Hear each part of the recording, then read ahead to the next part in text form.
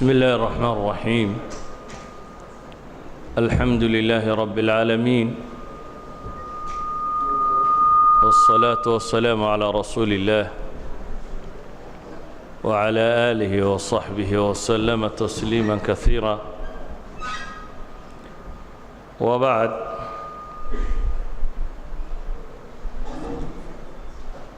ugu horeyn waa idin mahadnaqaya idinka iyo bahdan soo diyaarisay dariskanba waa marka labaad cinwaankan su'aal ahaanta loo dhigay ee ah waa kuma aqoon-yahanku waa su'aal aan fududayn in laga jawaabo waayo waxay isweydiinta leh waxay tahay aqoontu waa maxay kadib baynu isweydiinaynaa yaa aqoon-yahana kadib baynu isweydiin doonaa aqoon-yahanka aynu innagu u baahanay waa kuma kaalintaase uu bulshadeenna ku leeyahay maxay tahay su-aasha koowaad ee ah aqoon العلم محا علمية وسؤال آد قديمة وسؤال دأوين وآدنهم مدآد بدن دود دو كجري سيدا وقيد بفروع دا فلسفة داينو نقانو لعلها إن يتهيب فرع وقعلص وفرع epistemology epistemology waa almacrifa waa alcilm waxaanu ka warramayaa maxaa aqoona sidee aqoon lagu gaadhaa bale su'aalo kaba adag oo ah wax ma la aqoonsan karaa mise waynu riyoonaynaa aadanuhu xaqiiqada ma gaadhi karaa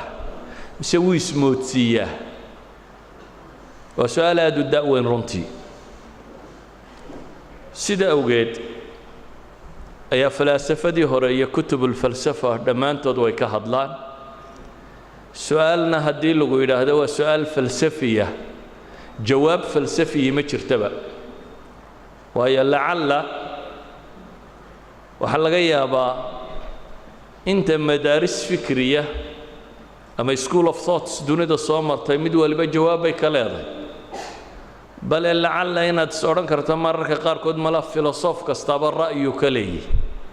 waayo falaasafadu waxay wadaagaan mushkiladda laakiin xalka ma wadaagaan jawaabta ma wadaagaan ee waxay wadaagaan mushkiladda iyo soo bandhigeeda waana su'aal ilaa hadda dadka wax qoraa weli ay ku foogan yihiin siday uga jawaabi lahaayeen xataa waxaa laga yaabaa furuucda cilmiga ee baxtigaa rag wax ka qoray oo weli su-aashan ay ku taagantahay inaad arki doonto maalan Ernest Mayr This is Biology, the Science of Living World buuggiisa la yidhaahdo fasal baa ku jira ama chapter uu kaga warramayo su-aashatan waxaa la mida Ronald Omnes quantum philosophy waa quantum buu ka hadlaya quantum mechanics chapter baa ku jira buuggiisa uu kaga warramayo mal cilm ama maxaa aqoona markaynu eegno David Zarnik oo ah ustaad culuum insaaniya social science buuggiisa akhlaaqiyat alcilmi la yidhaahdo chapter baa ku jira uu kaga warramayo mal cilm kuwan aan soo qaatay ma aha dadkii hore waa qarniga 21aad kuwa wax qoray hadda qarnigii 20aadna maaha waa qarniga 21aad ayaa weli akademigu isku dayaya su-aasha inuu dib u soo celiyo walidalik aadanuhu sidiisaba haddii la sifeeyo mala waxa la odhan karaa waa albaaxith can alxaqiiqa waa raadiyaha ama cidda raadacaysa xaqiiqada inuu gaadho سواء هالنقطة ontology أما الحقيقة الوجودية جريتانك metaphysics ما وراء الطبيعة beyond the nature waxaanaynu aragna maxaa ka dambeeya oo markaa ilaahay subxaanahu wa tacaala iyo jiritaankiisa iyo wixii ku saabsan ay kaga warramaan ama physics-ka laftiisaba haato metaha intaynu ka tagno oo ah abiica nature-ka inaynu raadacayno oo culumtan scienceska taqaaniin oo dhammi ay ku jirto raadcada nature-ka iyo xaqaa'iqdiisa inay wax ku ogaato ama haato faraca kale falsafiga ee ku saabsan ethicska alakhlaaqiyaat alqiyam maxaa khayra maxaa shara maxaa san maxaa xun waa farac ka mid ah furuuci alfalsafa amase ha ahaato faracan ku saabsan aestheticska ama aljamaaliyaat beautyga maxaa quruxa kuwa baadiya waa qoladana u taqaaniin fanka iyo muusiqada iyo aartka iyo naxtiga iyo suugaamaha iyo waxaan oo dhammi suurad bay rabaan inay kuu sawiraan qurux la yidhaahdo waxa ay falsafadi baadhaysoo dhan ee xaqaa'iqda ay ku tilmaamayso ayi xaqiiqa raadinteed ayaa epistemology-gu ka warramaa ama cilmigu ka warramaa ama macrifadu ka warrantaa aqoontu ka warrantaa walacalla haddaynu islaamka eegno aragtiyaha tirada badan lee nadariyaat almacrifa waxaa laga yaabaa inuu ugu dhadhow yahay nadariyada macrifada ee maxay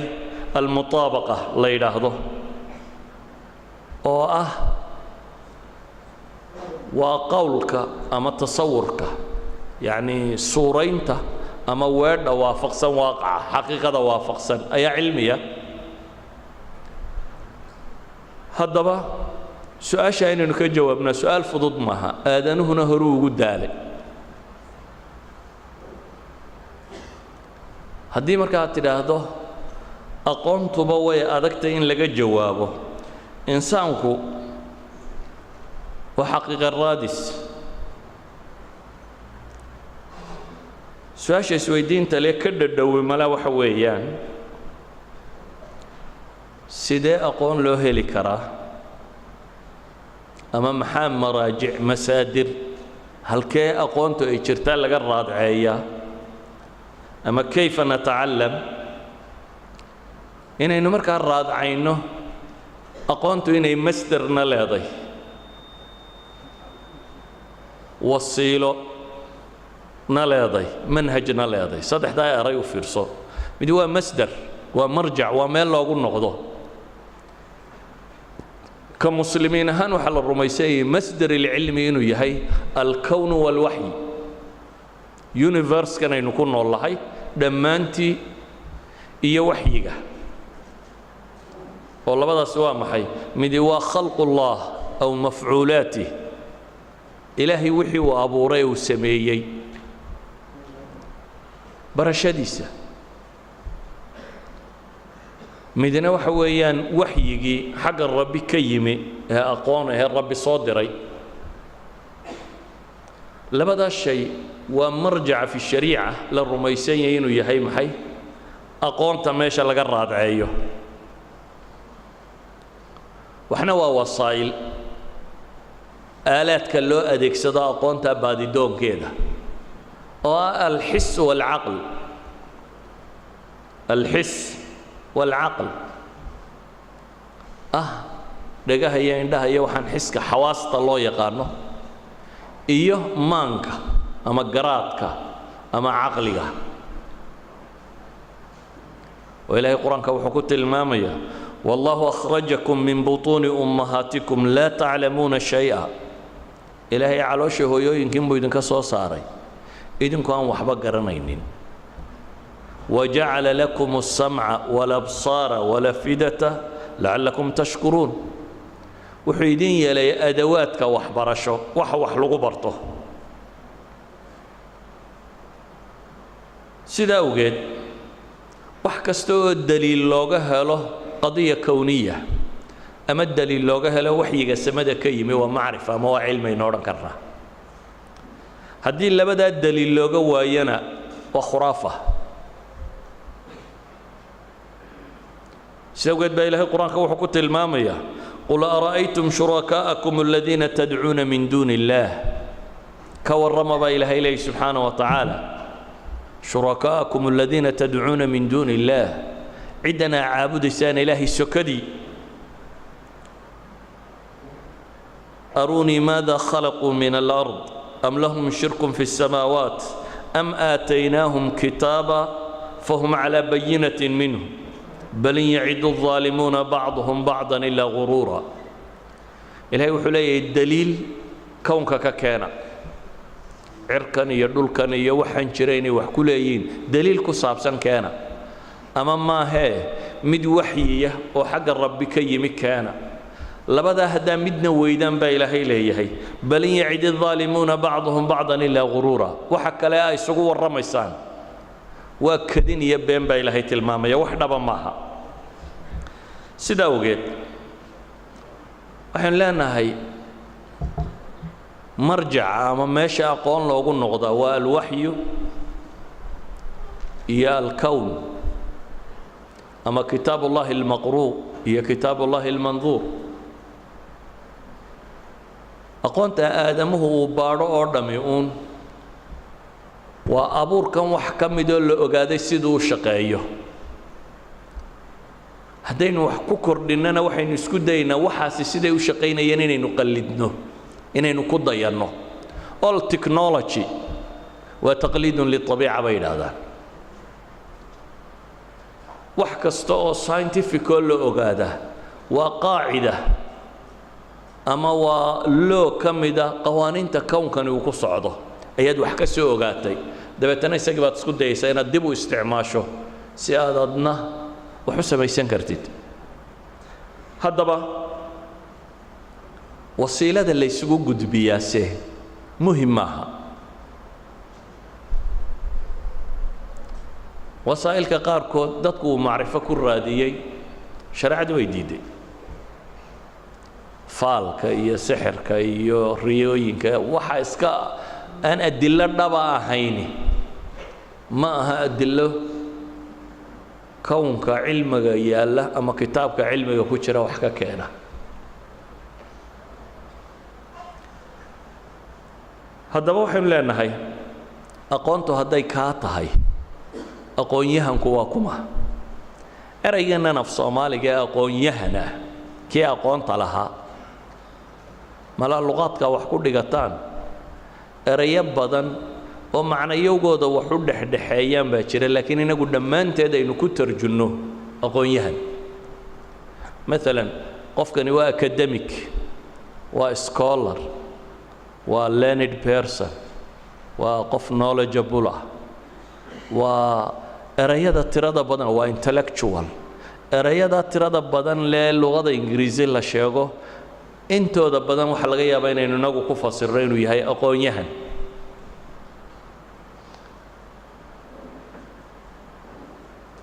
مرر كقاركود أريادي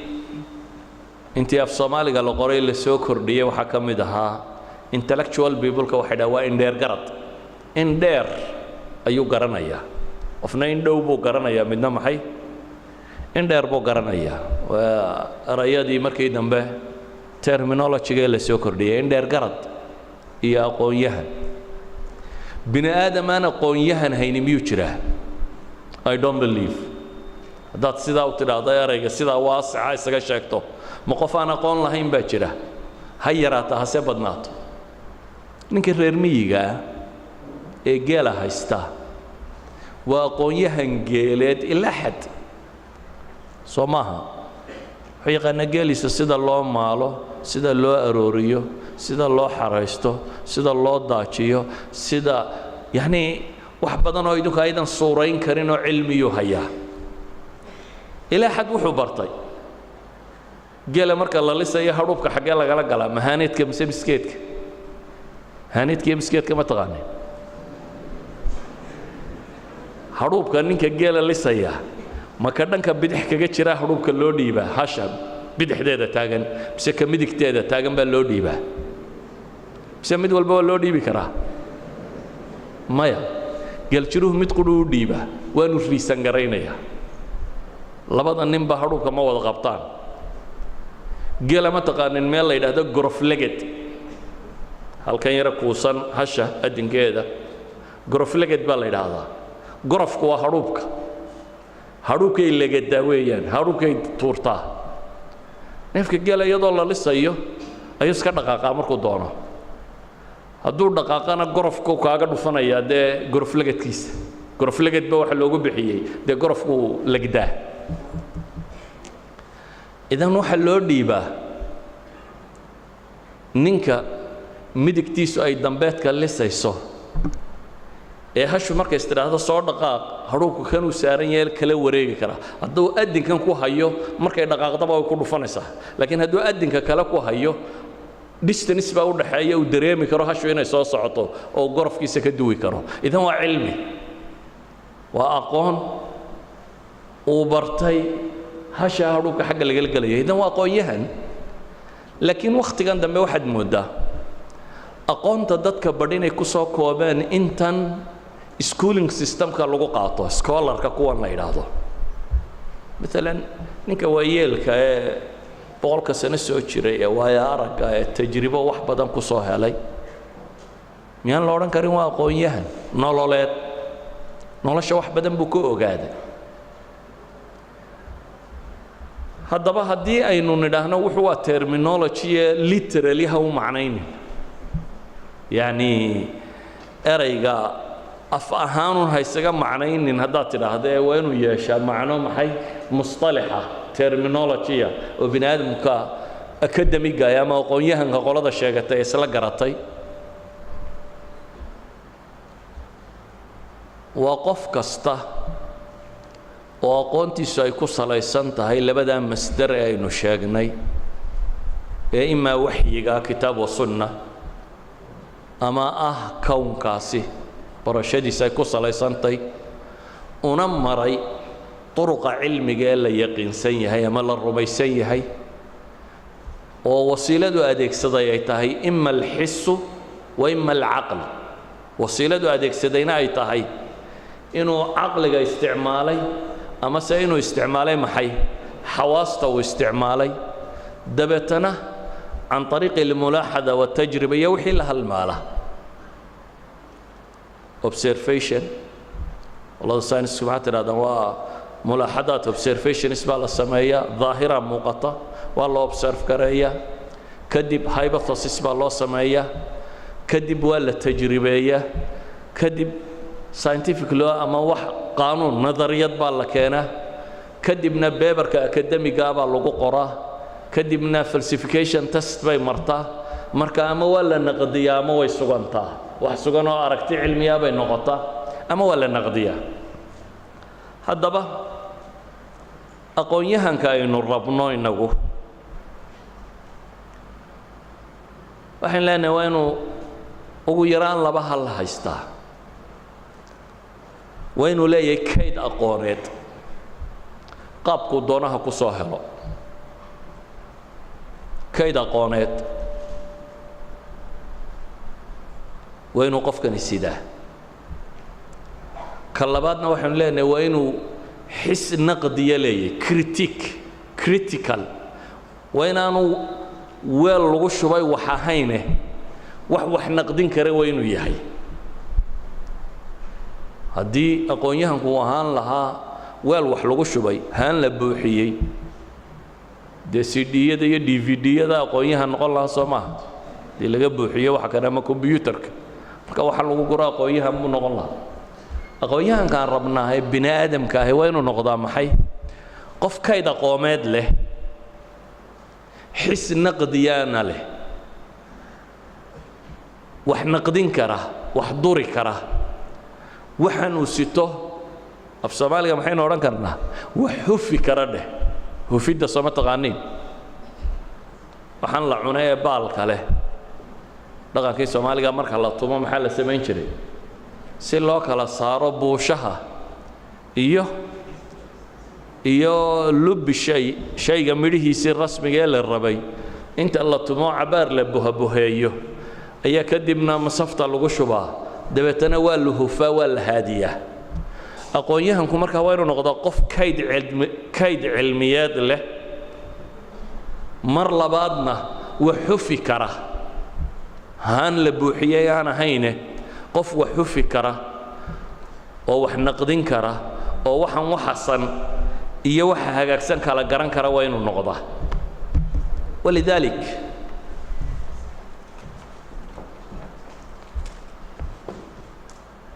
aqoonyahanku kaydka cilmiyada aan ka rabnaa kow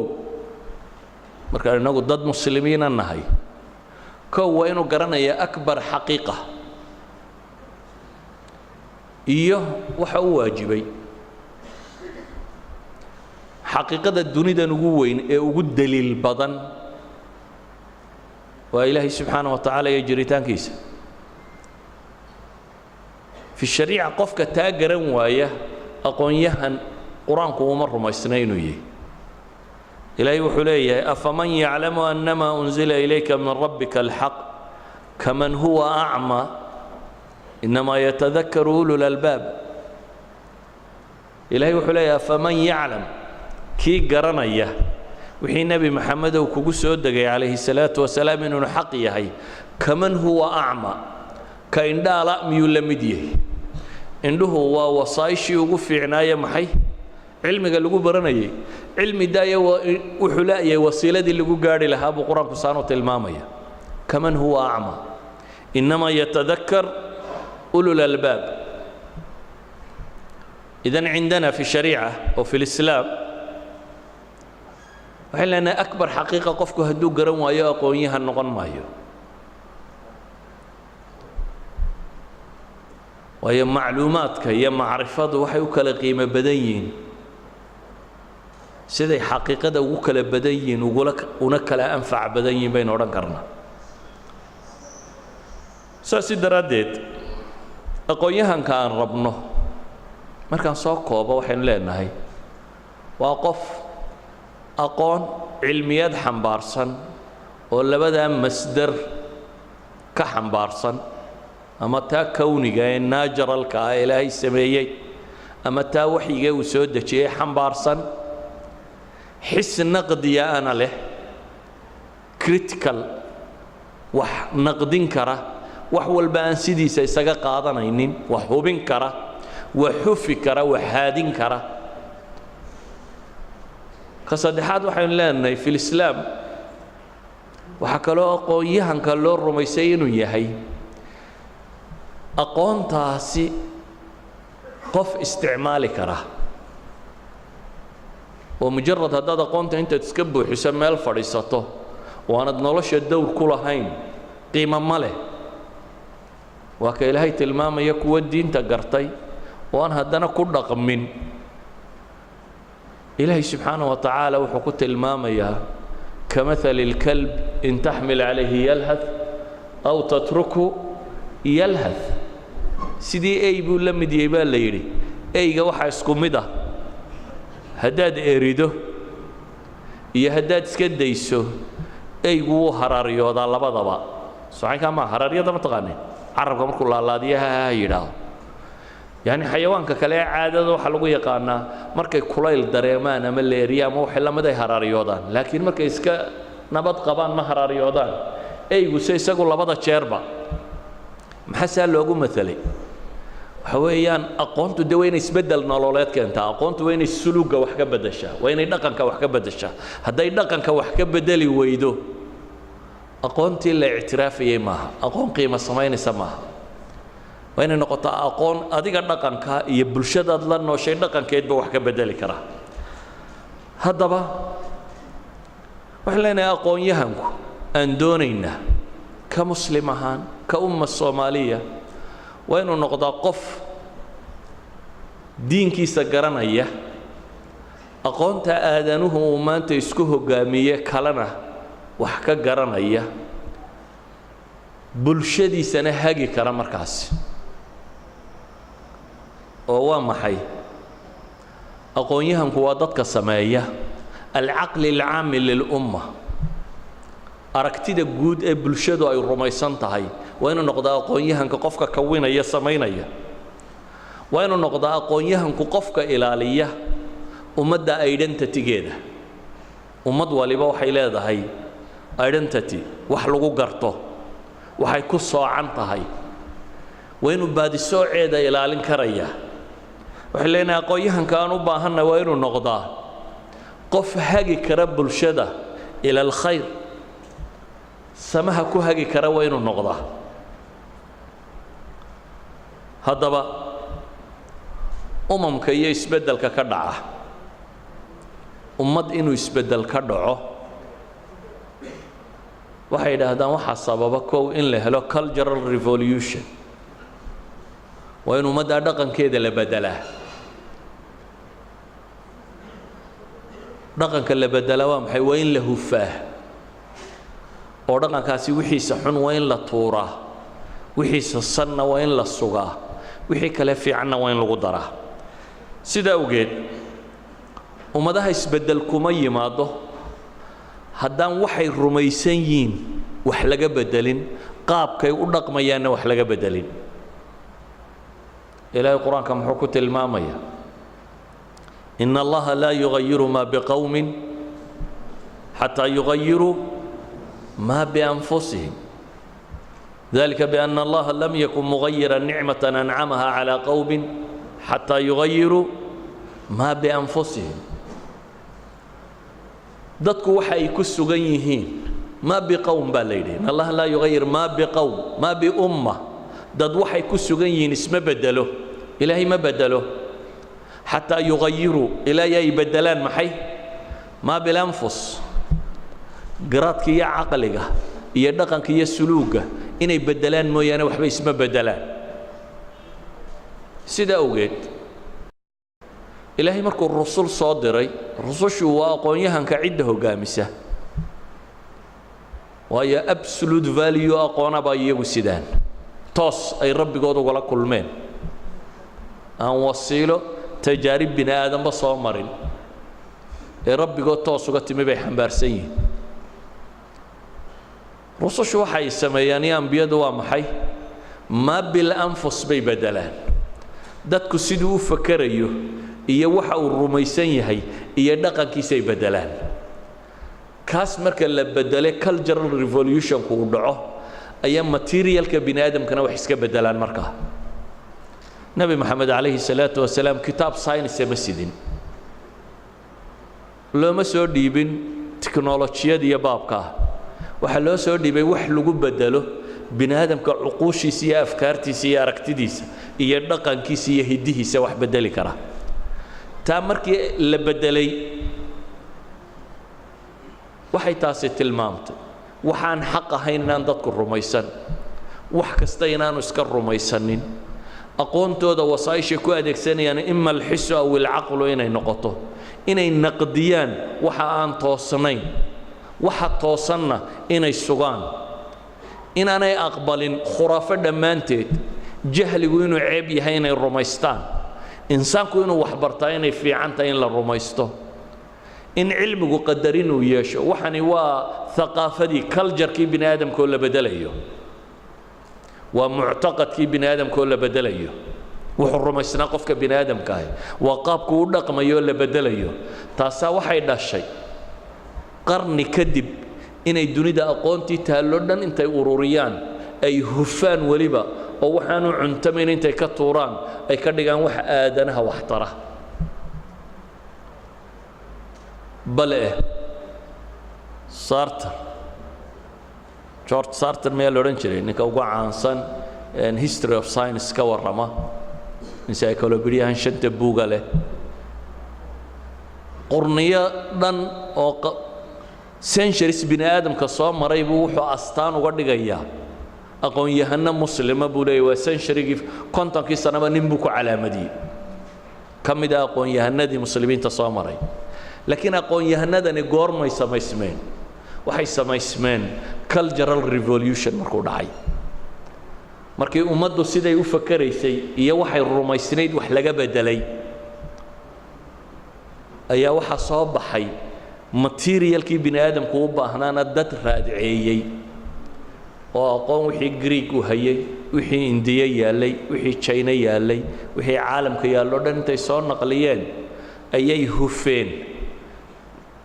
oo qaybo badan muslimiintu way ka tageen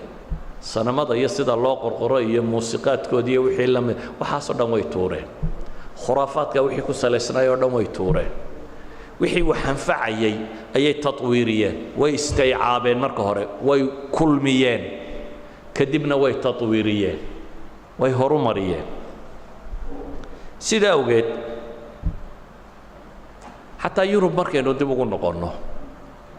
yurub inay technology hesho waxaa ka horeeya inay thaqaafadeedii beddeshay cultural revolution inuu ka dhacay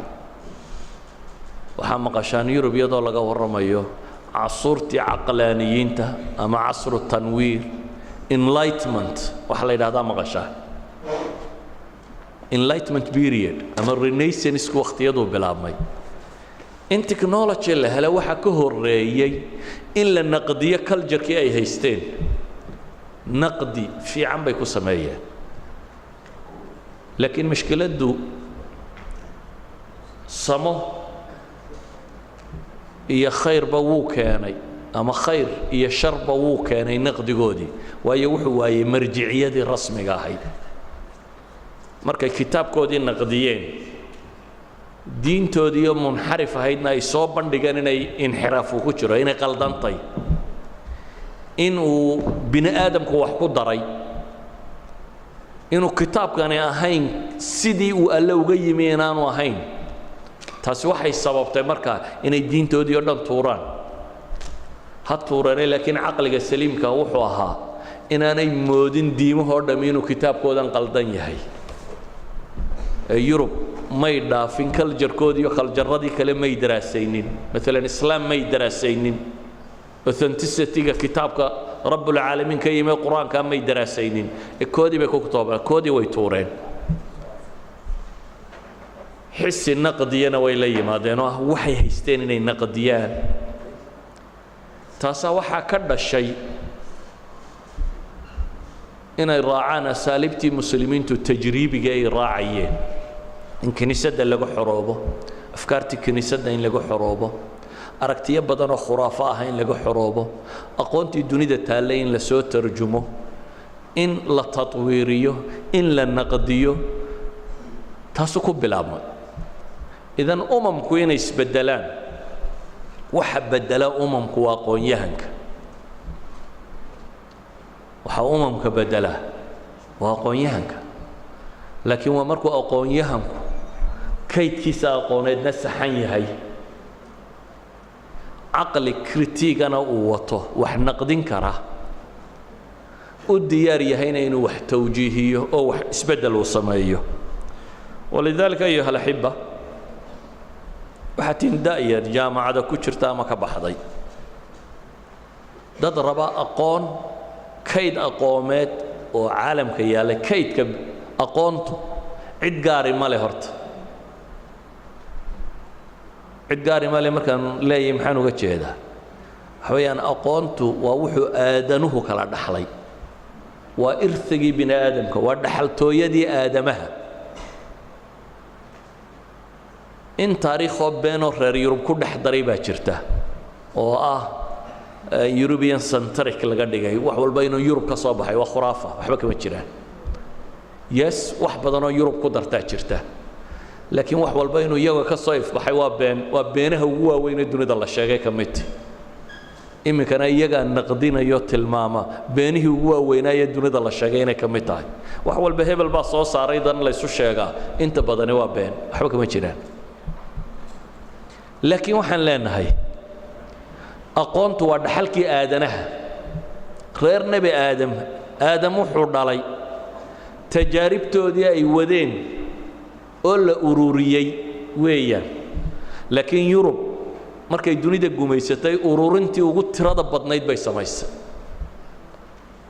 ama aan si kalena u tilmaamay xatooyadii ugu badnaydna way sameeyeen dhal ayay waxay dhaxal lahaayeen qoraa la xadeen inay iibsadaan inay boobaan inay qaadaan inay qasab ku qaateen ka dhigeen ilaa haddana iyaga kaydka hayste ugu weyn dunida ee noocaa ku saabsan si kastaba ha ahaato waxaan leenahay aqoontu waa dhaxalkii aadamaha reer nebi aadam cid walba in bay ku darta griigu in buu leeyey chaynu in buu leeyey hindidu in bay leeday xadaara alislaamiya in aad weyn bay leeday xadaara algarbiya aljadiida in bay leeday welina aadanuhu sidii buu u sii kordhinayaa idan waa dhaxal aadamaha ka dhaxeeya waa dhaxal aadam wixii uu dhalo dhan ka dhaxeeya waxaynu u baahannahay markaa dhaxalka aadamaha ka dhaxeeya inaynan ka qadin waa kow inaynu kayd ka abuuri karno laba waxaynu u baahannahay inaynu yeelanno caqli wax xufi kara oo dhaxalka aadanuhu ka tegay saafi ma wada aha fiihi dakhan saafi ma wada aha wuxuu u baahan yahay caqligii shiili lahaa siiba qaybta art siiba qaybtaasi yacni qaybta scientifiga ahi waxaa laga yaabaa in badanoo ka mida qayb badanoo ka mida inay xaqaa'iqda u dhowday walidalik lagama yaabo inaad aragtaan wax badan oo ama natural scienceska ka mid ah ama mathematicska ka mid ah oo laga warramayo ninkii qoray wixii uu rumaysnaa lagama warramo waayo ma hadheeyo inta badan waxa uu qofku rumaysan yahay xaqaa'iqda cilmigee noocaasiya maalan lagama yaabo maalan algorithm waa alkhawaarzimi nin la odhan jiray maxamed alkhawaarzimi baa soo saaray alkhawaarzimi magaciisii baa algoritmkani waa magaciisa laftiisii oo si xun loo isbeeliyey inuu muslim yahay iyo inuu masiixiye ka arki maysid xisaabta dhexdeeda aljabra markaad dhiganayso waa nin muslimaa soo saaray laakiin inuu masiixi iyo inuu muslim iyo aljabrada ka dhex arki maysid mathematical proof hadday hesho waa caynkaa inuu yahuudi soo saaray iyo inuu hindi soo saaray ka dhex arki kari maysid laakiin aqoomaha bini aadamku uu isku gumaysto ama isku hago waa aqoonta kale ee ku saabsan culture-ka oo dhan oo haddaynu culture-ka u qaadanno siday faransiiska iyo maxay ingiriiska u sharxaan oo ereygan culture culture markuu yahay afka jarmalka iyo thaqaafadii jarmalka alxadaara kullahaa baa la yidhaahdaa qaybteeda maadiga ah iyo qaybteeda thaqaafigaaba marka la isku daro culture bay iyagu isku yidhaahdaan laakiin markaad timaado faransiiska civilizationka civilization miyaa la yidhahaa faransiiska ma aqaani eray noocaasiya weeyaan marka la yimaado af faransiiska oo ingiriiskuna ka sii dhambalmay civilizationka laba qaybood bay ka dhigaan oo qayb madaniya iyo qayb yani qayb thaqaafiya iyo qayb material ah alxadaara almaadiya iyo thaqaafa waxay leenahay markaas qaybta thaqaafiga ah ee ah social scienceska ama siyaasad ha noqdo ama akhlaaq ha noqdo ama cilmi bulsheed waxaad doontaba noocu doonayaba ha ka noqdo ama fan ha noqdo ama wax allaaliya waxaa bini aadamka ku saabsan ee aan natural science ka ahayni waa sawiro muctaqadaadka bini aadamku uu kala rumaysan yahay tilmaamaya hadduu dhaqaale yahay hadduu siyaasad yahay hadduu cilmi bulsheed yahay dhammaanteed walidaalika markaad baranayso waxaad baranaysaa theories aragtiyo kala nooca aragti raasamaaliya aragti shuuciya aragti diiniya aragti philosophically waxaa ka soo jeeda waa madaaris school of thoughts kala nooca weeyaan waayo muctaqadaadku ku bini aadan bay ku salaysantahay kaa waxaynu u baahanay inaynu yeelanno xis naqdiya xis garan kara maxaa sawaaba maxaanse sawaab ahayn maxaa khata ah maxaase fiican oo la qaadan karaa maxaa tajriba saxiixa ah maxaan tajriba saxiixa ahayn waxaynu u baahanay markaas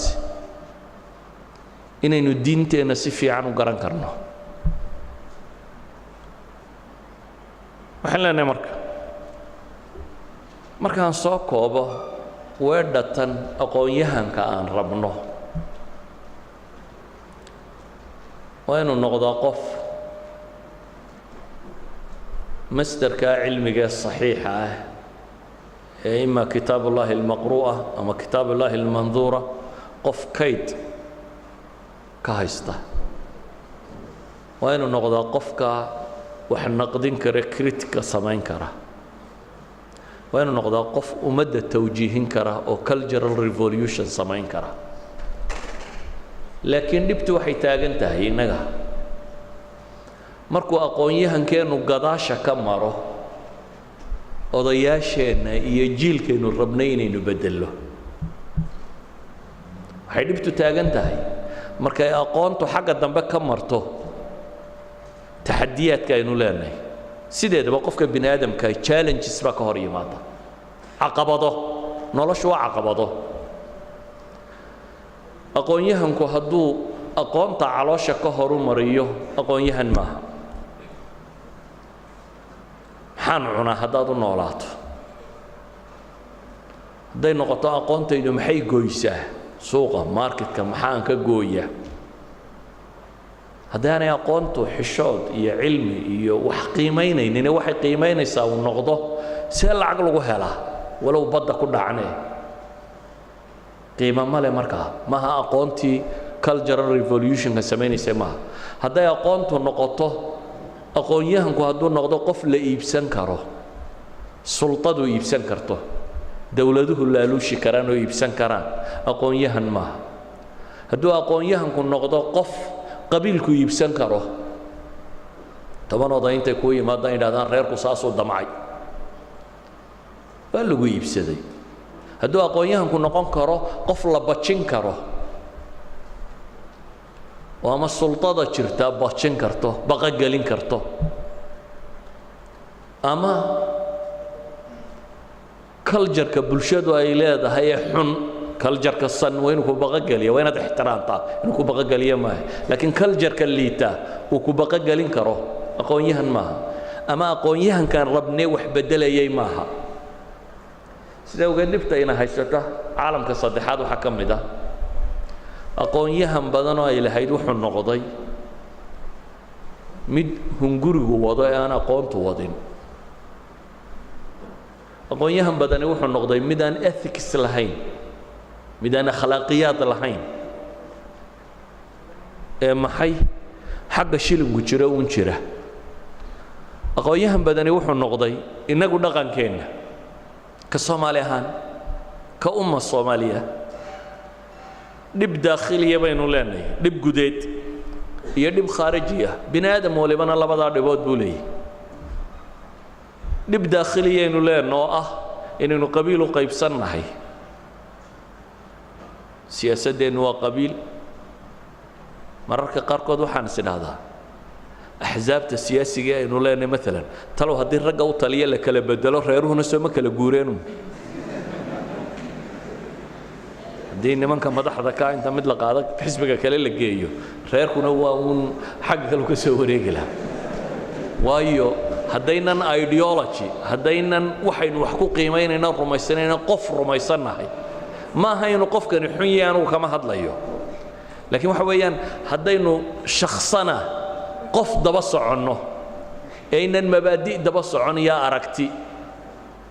qofka in la raaca wax xun maaha laakiin qofku waa inayn waxaan ku raacsanaya mabaadi' iyo aragti tahay laakiin hadday noqoto inaannu isku reernahay inaan ku daba socdo dee aqoon-yahana sheegana magac kale sheega markaa hadhow ha odhanin literate man baan ahay ama learned peoplekan ka mid ahay ama scholar baan ahay ama academic baan ahay ama intellectual baan ahay erayada tirada badan ee af ingiriisiga meesha laydinku sheego ha sheegan wax kale sheego nin reer hebel aan aha iska dheh odayadu saasay rumaysnaayeen waxaan inooma sheegtaan waa suldaan waa caaqil waa nin reer hebela reer hebel waxay ku go'aan buu ku go'aa khalaas isaga kamaba qasnayn marka horeba duubkiisuu sitay laakiin haddaad adigu aqoon sheegatay aqoontu waa inay wax soo kordhisaa waa inay cultural revolution samaysaa waa in bulshada aan bedeli karnaa taxadiyaad khaarijiya jira oo ah tajhiil al-umma umamka si aad u gumayso si loo gumaysto waa in aqoon darro lagu hayaa umamka si loo gumaysto waa in la tajwiiciyaa hadday madaxa yaro taagaan waa in la gaajaysiiyaa cunaqabatayn dhaqaalaha waddankan lagu soo rogay waxaan baa lagu soo rogay umamka si loo gumaysto waa in la bajiyaa waa in la baqageliyaa haddaa saa yeeli weydaan briskaa laydinka jaraya waxbaa laydinka jaraya hubka laydinka iibin maayo waa laydin cunaqabataynayaa duwalilmaari qabaad ku biiraysa dowladaha shaydaanka ah rag baa qaanuunka iyo xoogga iyo waxa uu dhistay oo ku talagalay inay hayaan si iyagu rabaan inay wax u sawiraan laakiin anigu waxaan rabaa inaan xor ahaado meel laga xoroobana caqligaa ugu fiican marka koowaad caloosha inaad ka xorowda inaad caqliga ka xorowdaabaa ka roon markaad caqliga ka xorowdaabaad calooshana ka xoroobi kartaa waxaan u baahannahay markaa taxadiyaadka khaarijiga ah ama challengeska dabadda ka imanaya inaan ka xorowno challengeska dabadda ka imanaya waagii hore duwal baa wax gumaysan jiray xoog ku qabsan jiray imika yadubuun waa sida quraanjada ay hadda u socdaan quraanjadu maxay way tamar yartay laakiin xagee ka soo baxdaa meel kastoo jeexan unbay fudh ka soo odhanaysaa haddaan iska gufaynindi bulshada tasaduceeda bulshadu hadday burburto quraanjo oo dhan baa ka soo dhex baxda bulshada soomaaliyeed way burburtay kaljarali bay burburtay dowladnimay burburtay dhaqan baa burburay diin baa xataa burburay dadnimadeedii baa burburtay dhaqaalaheedii baa burburay wax kastoo ay soo qaadatay way burburtay dadkii dabadda ka ahaana way ka soo dhex tooseen maalin walba seminaar yar iyo capacity building baa laynoo wada soo capacity-geenu ma dhismo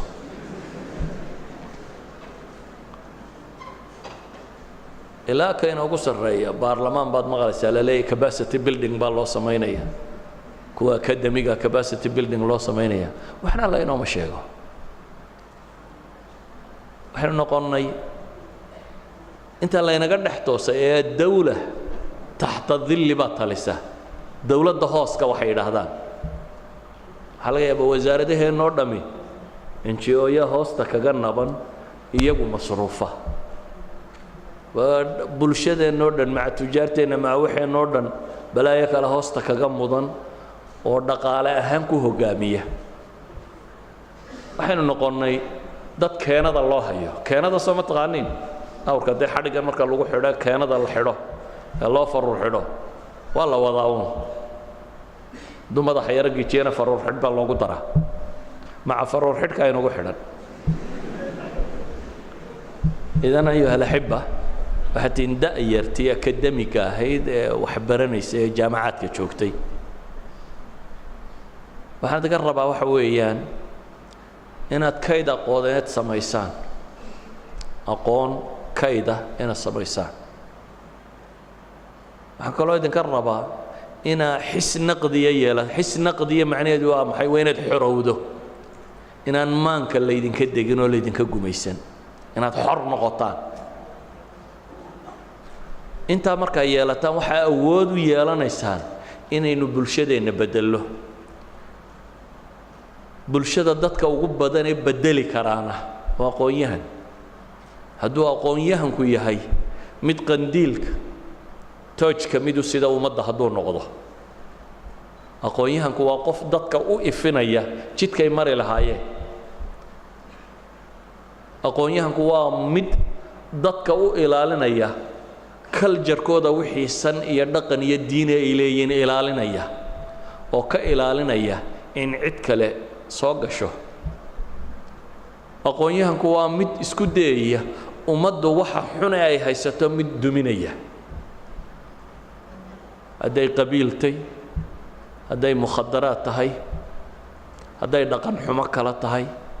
hadday ammaano darro tahay waxa allaaliya waxa bulshada inay horumarto kor u ruqaansata u diidaya waa qofkii ka hufi lahaa macnaheedu waxa weeyaan waa inuu isagu markaa noqdaa qof nadiifa ilaahay muxuu yidhi dadka masamaha faraysaan idinkuna maxay samayn maysaan maxaa loogu gebagabeeyey afalaa tacqiluun maanka miyadan isticmaalayn baa ilaahay leeyahy aqoontu waa inay wax beddel samaysaa aqoontu waa inaanay noqonin in meel durugsan laynaga hago tusaalaan ku siinaya dadka maanta dunida haga waxay isku dayayaan waxa kale ka kaalay xataa dhadhankeenna inay hagaan tviyada soomaad arag kijo laga soo bandhigo kijo New York ku taallo saa wax loo kariyo inoo sheegaysa maadana wuxuu haystaan karsan aqoon ma jira yani waxa la rabaa dhadhankeenna xataa in laga dhigo dhadhan iyo New York laga xukumo maradaynu qaadanaynay xad baad maraysaa bal masaajidka gal nin weynoo tukanayo dabadu muuqataad arkaysaa oo masalaadda asaxaysaa يعني والسروال كسيل إنه قصة لا إنه أقبل لي إنه قاعدنا حنو بهنا إنه حرونه حر نمضو ما هب بقعة الدولة بنان وضح فرد دولة ده حر بان الدولة هبلايا نلا إله ما هتا حر نمضو هنا العقل جاكو حرية هي نلاش واحد أدور الربطين الثمين كرئيسه وحان دني كوجرين أتكتجي كرتو ولو عندك لا يبوفين يسوع آخرين يسوع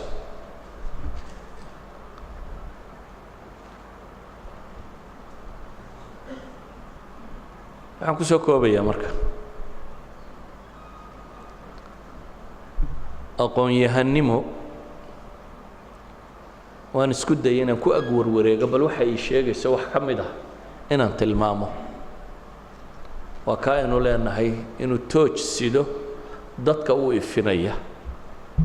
toojka wuxuun baana sidi kara qof garaadkiisa caqliyeedna uu xor yahay kayd aqoomeedna leh waxa uu sheegayaan ay ka runto noloshiisa ka muuqato inta haddaa heshaan adduunkanna magacba kaga tegaysaan iyo maamuus aakhirana waa liibaanaysaan waana inta ay ambiyadu qaban jirtay iyo dadkii hormoodka u noqday umamkooda dhammaantood dadkii umamkooda hormoodka u noqday aqoon-yahanka u ahaa waa waxay sameeyeen innaga waxaa ina baylihiyey dadkaynu aqoon-yahankaynu daba soconnay aqoon-yahankeenni meel cidlaa buu ina dhigay ka Soomaali ahaan waxa ina qaybiyey ina burburiyey xadka ina gaadhsiiyey waa aqoon-yahankeennii waayo aqoontu sidaan noqonin tii iftiinka ahayd ee bulshada ifinaysay aqoon ku xoogsiya unbay noqotay ka ugu fiicani isagu ku xoogsada oo wax ku kororsada laakiin dadka iyo bulshada iyo dadka aan midnaba waxtar u lahayn aqoon xorriyad leh oo horumar keeni karta oo rabbigeedna rumaysan aakhiradeedana ka fakaraysa adduunkeedna dhisaysa ayaynu u baahanay صلى الله على النبي محمد وعلى آله وصحبه وسلم والحمد لله رب العالمين